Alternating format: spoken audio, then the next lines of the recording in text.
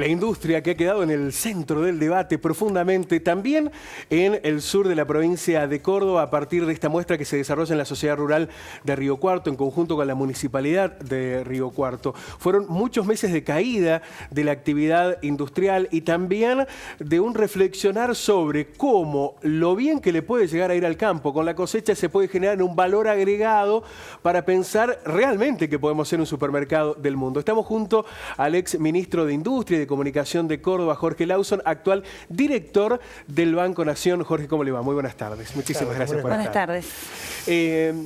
Siempre hay, me imagino que en ese recorrido que usted hará por el país, esa idea de ¿por qué no somos más industriales? ¿Por qué no podemos generar ese valor agregado? ¿Por qué no podemos dar ese paso hacia adelante? ¿Qué nos está faltando? ¿Son políticas públicas, decisiones empresarias? Las dos cosas. Las cosas no ocurren solas si alguien no las motoriza, si alguien no toma la decisión de ver qué queremos ser y cómo debemos hacer para poder serlo. Usted me preguntaba recién y todos se preguntan aquí, ¿por qué no somos una ciudad industrial? Y creo que esto debería hacer de que se junte la comunidad y realmente defina en qué podemos ser buenos, cuáles son nuestras ventajas competitivas, en qué podemos ser mejores, qué podemos desarrollar, qué agregado de valor podemos tener. Las cosas no ocurren si alguien no las motoriza. Y acá no pongo solamente al líder político del lugar, sino que pongo a los líderes y a los referentes empresarios. Cada uno debe empezar a motorizar que las cosas cambien. Y todos están esperando que venga una varita mágica o que venga un iluminado y desarrolle las cosas. Y eso no existe. Nadie está pensando en Río Cuarto si Río Cuarto no se piensa a sí mismo. Ahí muchas veces me pasa que recorriendo el país me dice, pero ustedes han abierto la importación, como si yo fuera ministro de producción o algo. Y le digo, ¿usted qué produce? Y me dijo, yo produzco fundas para teléfono celular. Le digo, ¿usted puede abastecer a Argentina? No. ¿Y a Córdoba? Tampoco. ¿Y usted quiere que el país le cierre las fronteras a alguien para que usted le pueda vender a unos pocos? ¿Por qué no piensa en algo que en esta región puede ser especial, puede ser mejor, puede ser competitivo? Y dejemos que los que son buenos en otras cosas las hagan. Igualmente, la apertura de exportaciones ha sido en muchos tiempos muy dañina, digamos, sobre todo cuando compite, por ejemplo, pensemos en la industria del calzado, cuando el mismo calzado que llega desde otro país sale la mitad de lo que puede salir acá, es difícil, eso impacta en el trabajo, bien, en la producción. Perfecto, entonces el país, ahí es donde sí hay que definir en qué podemos ser buenos. Les voy a dar un ejemplo, los chinos, que son los paladines de la exportación del mundo, un iPhone, solo el 18% es de componente chino, todo lo demás es componente importado. ¿Por qué? Y esto es lo que tenemos que ver. ¿En qué somos buenos? Yo creo que hasta se puede subsidiar una actividad en la que vamos a ser buenos si esa actividad va a derramar en un gran arco industrial todos los componentes para que esa industria sea competitiva. Y por ahí decirle a un sector, vos no vas a ser competitivo si el Estado no te patrocina o no te subsidia. Y hay que empezar a definir en qué podemos ser buenos, en qué podemos ser competitivos y empezar a orientar nuestra producción, nuestra inversión hacia esos sectores. Y aquellos que no lo son, a los que están acostumbrados a que viven bajo el paraguas del Estado, decirles seguí solo, animarnos a tomar decisiones que sean trascendentes para definir un perfil de país. Pero eso se logra no siendo aventureros, como nos ha pasado muchas veces, que viene un tipo y dice, vos no podés importar más, vos no podés exportar más, esto no se hace más. Tenemos que reunirnos y sentarnos con los sectores y definir en conjunto en qué vamos a ser buenos. Cuando yo tomo una medida para cerrar la idea dando una orden, seguramente alguien me va a desobedecer. Si yo tomo una medida en la base del consenso, seguramente va a ser sustentable. Sin embargo, algunos sectores industriales están reclamando medidas del gobierno, medidas estatales que no necesariamente tienen que ver estrictamente con las importaciones, sino con lo que denuncian como presiones, como la carga tributaria y, por supuesto, los tarifazos. Se hace muy difícil, ¿no? Voy a compartir con usted de que nuestro país necesita una profunda reforma tributaria, porque acá tenemos presión de la nación que tiene lo suyo, de las provincias que tienen lo suyo y de los municipios que también se abusan de las empresas y de la producción para poder subsanar sus ineficiencias. Entonces, de una vez por todas, como país, deberíamos generar una reforma tributaria integral que contemple todo, sin desabastecer lo que necesita el Estado para financiarse, pero también permitiendo que las empresas puedan subsistir. Acá el 40% paga los impuestos del 60%, que no paga nada. Hay mucha economía informal Y eso no está bien. Ahora, la pregunta es también quién paga el costo de esa reforma tributaria. Porque el dinero que no ingresa al Estado o el que no ingresa, por ejemplo, el núcleo de los trabajadores, porque muchas veces se plantea que la reforma tributaria está ligada con la alta carga laboral. Es que bueno, por eso digo una reforma integral, donde podamos estudiar cuáles son los impuestos que son buenos, cuáles son los distorsivos. Ustedes imagínense que este país tenía algo, mi país, ¿no? Yo no quiero decir más porque yo formo parte. Yo viajaba al exterior y me decían, les contaba que teníamos un impuesto que se llamaba impuesto a la renta mínima presunta. Esto significaba que el Estado te cobraba un impuesto por lo que presumía que ibas a ganar durante un año. Y si no ganabas, embromate. Yo cuando contaba esto me decía, ustedes están locos. Bueno, hay muchos impuestos que se sobreponen con otros. Entonces lo que hay que hacer es sentarse una vez por todas con un equipo técnico, con todo lo que haga falta para decir, esto es lo que le podemos cobrar a todo el sistema y esto es lo que el Estado necesita. Los industriales que hemos convocado aquí, lo que nos plantean también es la incertidumbre de los procesos cíclicos que se dan en la Argentina. Por ejemplo, ahora ha habido casi un año de caída de la producción industrial y esto va ligado también con una caída del consumo de un país que se pensó para años atrás para el consumo interno, que ahora busca recuperar mercados para la exportación, y eso al industrial le hace modificar muchos de esos aspectos. Por ejemplo, hace muy poquito un industrial de la madera nos decía particularmente eso, dice, hoy no exportamos y nadie nos compra los muebles. Está bien, pero pensar que el consumo es lo que hace que un país crezca, estamos equivocados. El consumo es una consecuencia de un país productivo. Y acá tenemos un problema más serio hoy. Ustedes imagínense que estamos en una revolución tecnológica, que va a hacer que muchos puestos de trabajo que hoy existen, no existan más. Y está bien que la producción evolucione. Ahora, si yo evoluciono, compro máquinas y saco gente del mercado laboral, ¿a quién le vendo? Entonces estoy produciendo un círculo vicioso complicado, porque este que sale del mercado laboral, porque yo me tecnifiqué y tengo mayor producción, no me va a poder comprar. Entonces el mundo, no solo Argentina, tiene que resolver este problema que enfrentamos. ¿Cuál es la forma en que la gente va a encontrar trabajo y va a poder consumir si cada vez necesitamos menos gente que trabaje? Bueno, esto no es un problema de Argentina, es un problema del mundo. Ahora, nosotros tenemos que buscar los equilibrios, ¿no? Vuelvo a insistir, todo no se soluciona dándole más a la gente para que la gente consuma más.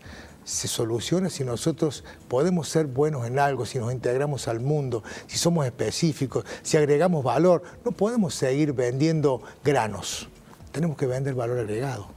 Pero para eso tiene que haber gente que se comprometa, que desarrolle, que estudie. Y acá, yo recién decía en la feria de producción, yo fui ministro de producción, ¿no? De industria, y recibí a muchas empresas, y la mayoría me venía a pedir algo. Pocas veces recibí una empresa que me viniera a traer una idea. Por eso cuando yo al principio de esta charla decía, es un compromiso de todos. No es solamente el Estado que debe generar condiciones, son las empresas, son los sectores, son las cámaras, las que tienen que comprometerse con el futuro del país y empezar a traer ideas, a generar mecanismos. Y además, ser inteligentes. Argentina hoy tiene el mayor desempleo joven de la región. A veces algunos iluminados creen que desde el Congreso, haciendo una ley que le bajemos los impuestos al que tome más gente, vamos a solucionar el problema laboral. Y no es verdad. El problema laboral se soluciona creando más trabajo y trabajo genuino, no en el Estado. Hoy el 70% de nuestros jóvenes quieren trabajar de empleos públicos. ¿Cómo se genera esto? Y lo acabo de decir recién. Si cada intendente municipal, cada gobierno local se junta con sus empresas y les dice, la responsabilidad social no es darle un cheque al cura o a la escuela de vez en cuando, es comprometerse con el desarrollo de la comunidad. ¿Cómo? Creando cadenas de valor y de proveedores locales.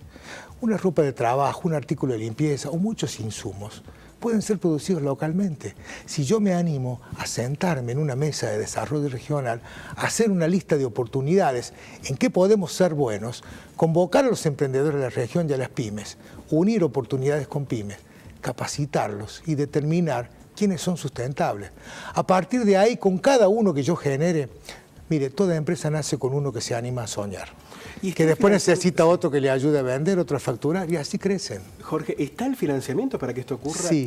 Digo, usted es director además del Banco Nación. ¿La banca pública hoy está apostando a ese desarrollo de la producción? No solo que está apostando, sino que estamos tratando de hacer un verdadero cambio cultural. Yo comentaba recién y vengo de dar una charla en el banco antes de ir a la feria industrial. Me junté con todos los empleados del banco. ¿Y sabe qué les dije? Que en este banco no existe el no.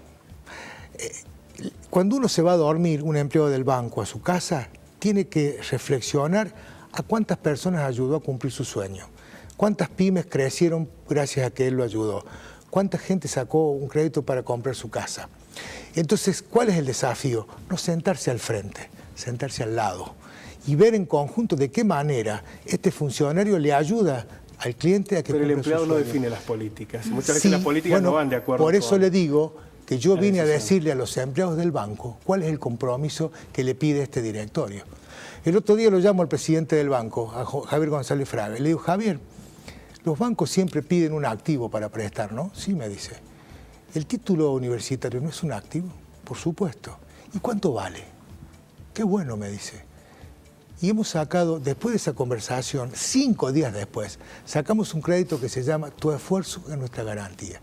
¿Qué decidimos? Que aquel que se esforzó y tiene un título puede ir al Banco Nación y decir, quiero poner mi consultorio, quiero poner mi estudio.